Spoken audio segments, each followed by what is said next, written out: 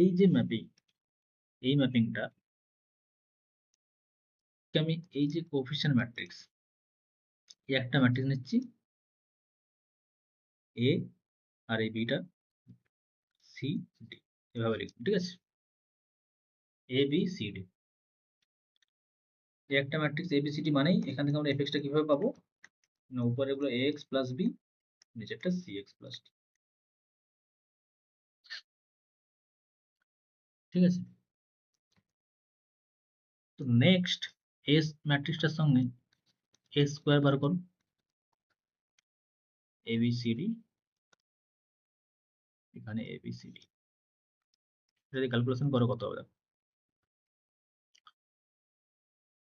এ square plus BC হয়ে যাবে first term, এটার সঙ্গে এটা মাল্টিপ্লাই করবো, আবার এটার সঙ্গে যখন এটা করবো কত, এসি প্লাস ডিসি, আবার এটার সঙ্গে এটা যখন করবো এবি প্লাস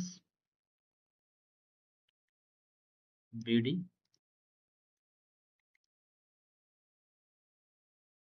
আচ্ছা এটা ডি স্কোয়ার হয়ে যাবে, তাই না?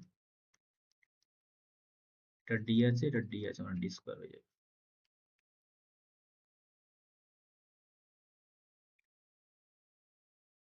এইটা হয়ে যাচ্ছে। আর এটার করেসপন্ডিং ম্যাপিংটা কি হবে বললাম, এখানে এ থাকলে এ এক্স, মানে এখানে যেটা আছে সেইটা,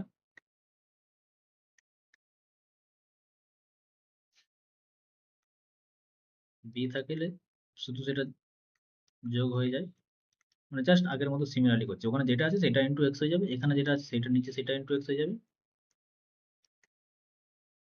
প্লাস এখানে যেটা আছে সেটা পড়ে থাকবে। দেখো এইটা এটা একই কিনা। এবারে যদি এফ এক্স বার করতে বলি, তার মানে এখানে এ কিউব বার করতে তো এর সঙ্গে জাস্ট আরেকবার এটাকে গুণ করে নিতে হবে, এ বি সি ডি, দিলে যেটা পাবো এরকম টাইপের যেটা পাবো সেখানে উপরেরটা ইন্টু এক্স প্লাস এইটা, প্লাস নিচেরটা ইন্টু এক্স প্লাস এইটা, এটা হয়ে যাবে এক্স।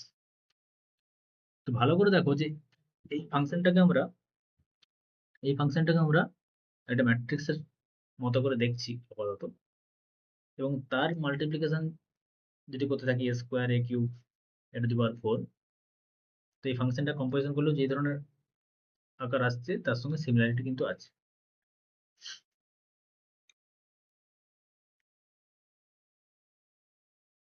তাহলে